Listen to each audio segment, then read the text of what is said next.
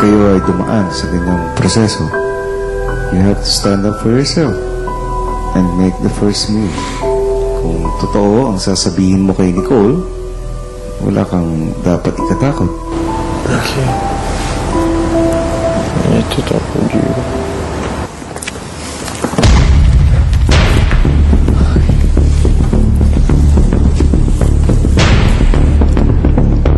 Para tayong mga patay dito eh. Aray, para akong mamatay sa katahimik dito. Ano nangyari? The reason that I gave to you, it's not... You could have said the real reason. I would have understood more. But I thought it was bad. Not for you, housemate, but...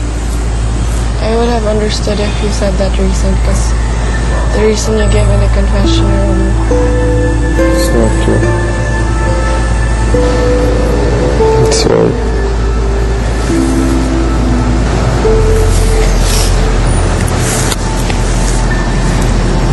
It's okay.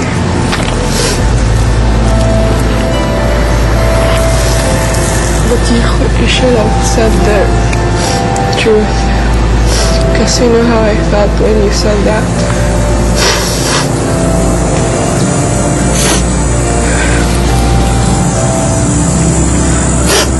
You know what I thought of you?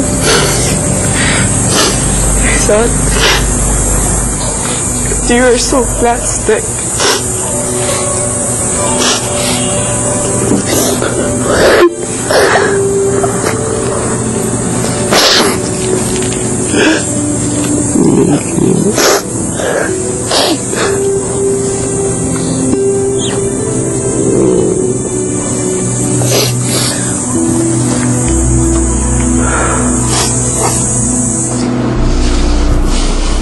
Si EJ na nag-nominate din kay Nicole, wari naghahanap rin ng tiyempo. Narinig ko yung reason mo. Nasaktan ako kasi sobrang babaw. Sobrang hirap. Sobrang hirap ang ginawa natin kagabi. Alam ko lahat naman tayo nahirapan, diba? Pero yung reason lang talaga, sobrang babaw. Mas ma-accept ko pa kung sinabi mo na ayaw mo ako kaysa yun, kasi sobrang babaw.